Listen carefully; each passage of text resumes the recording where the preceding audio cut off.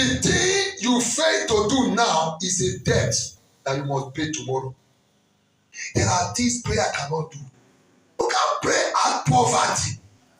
Every spirit of poverty die. Every spirit of poverty die. That you will become old. That prayer will still be praying it. Prayer does not take away poverty. What take away poverty is hard work. It's good to pray, but poverty will still remain. After you pray, you remember you will eat. You enter fasting. Hey, they say this house, there is a spirit of poverty in my house. In the name of Jesus, 2 weeks I will not eat. You come back, you will not see food to break your fast. You will see. After you labor with prayer and fasting, you will come back and meet hunger. And after you come lower, you go sit and say, "Bro, we cannot be this one." We cannot be this one. Oh, for the fasting, I go fast for mountain. I still come. My family still remember a day. You have not work. It is hard work that change poverty, not prayer. Prayer can give you direction by the help of the Holy Spirit. But you must still work. Then the woman, the man of God asked the woman, "What did you have?" If I should ask you now, what did you have? Amen. Did he pray for the woman? Let me answer me. Did he pray for the woman? He asked a woman a simple question. Madam, what do you pray for us? I know that will help you. As far as there's something to pray for. Are you hearing me now? Where you need prayer is when you have something to pray for. No, you are praying without having something to pray for. The Bible said, "I will bless the work of your hand." What did you have? He asked the woman. Say, "Oh yeah, one small bottle." Say, "Now, go outside." He asked the woman to labor. There's a process to reach where you are going. You don't jump protocols. Amen. He said, "Now, woman, go and borrow jerry cans like this one. Borrow from your neighbor. Not borrow small one, or borrow many. Then, when you get inside, lock the room with your children."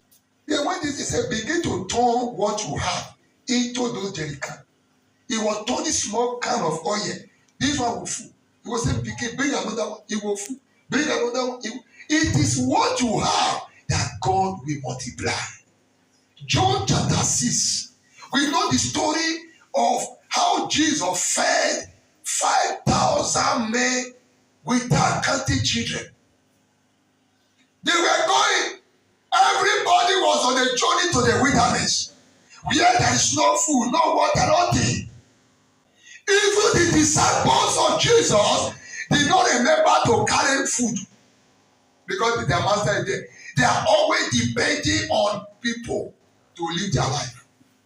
So the little boy prepared. When he get to evening time, Peter said, "Send them away."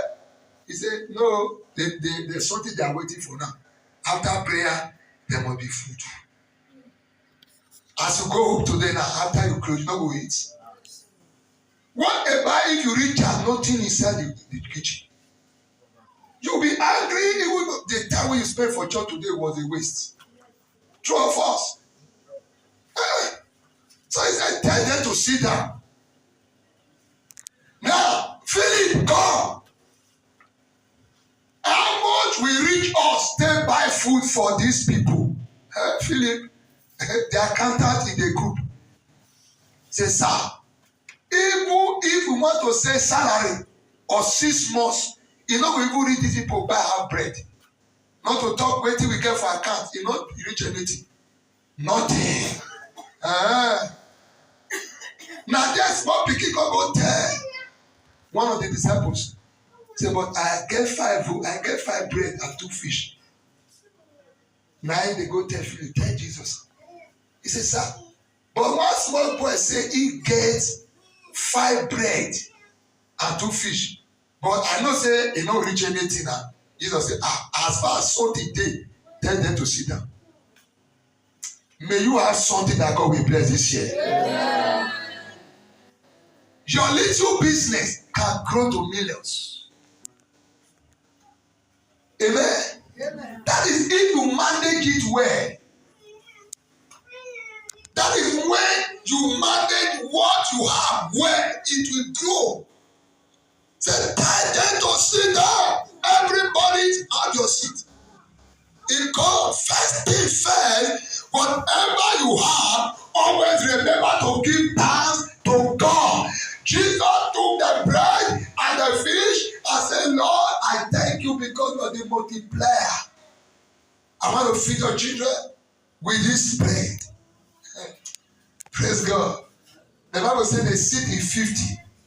5,000 divided by 50. How many canopy be that? The day I was just calculating this thing. One canopy, that be 50 chairs, Abi? Yes. The Bible says they sit in 50. Okay, 100 canopies. 100 canopy. Only 5 bread, the one that feed everybody. Say, sit, all of them sit down for 50-50 group. There are 2 fish. Who they give food, they don't put meat. Picking up with one eat. Because they will eat food, they must eat meat. At the end, the Bible says, because he has something at hand, he prayed for what he get, God multiply. And when he was sharing it, he gave it to the same disciples. So the same people who thought nothing can be done were the same people who shared it. Philip they caught, you know, they feel. He was caught, and they were not be that they give their peanut to, they cut a big gift. They eat to their feet, to their satisfaction. That's the way the Bible says it. After they finish eating, what did Jesus say? Say, hey, boy, when I come, gather everything where they make for God. Don't waste anything. John 6 verse 12. Jesus said, gather the remaining one. Don't waste anything. Because at first, not be the chopper now, not be the breeder, they can do it and they are. Amen. The little boy did not know what he carried can feed 5,000 feed a man. Oh, I pray God open your heart this morning. Who have 1,000? Your 1,000 can give you 100,000 at the end of this year. Amen. Are you there now? Read for me. Verse 12. John 6 verse 12. Mm-hmm. When they were all full. Where they were, they don't eat belly food. He said to his disciples. Gather the pieces left over. Gather the pieces. Jesus is always interested on that pieces. Let us not waste any. Let us not waste any. Don't waste anything. That pieces, Jesus is interested. Because he needs something to work on. He needs something he will bless in your hand. This year, make something available for Jesus. So that as I pray, Jesus will multiply. He is the one watering what we produce for you. This year, sir, let us save. Money saved is for your future. Don't eat everything. Are you hearing me? We like to eat everything, believing tomorrow will be better. No, it's a very big mistake.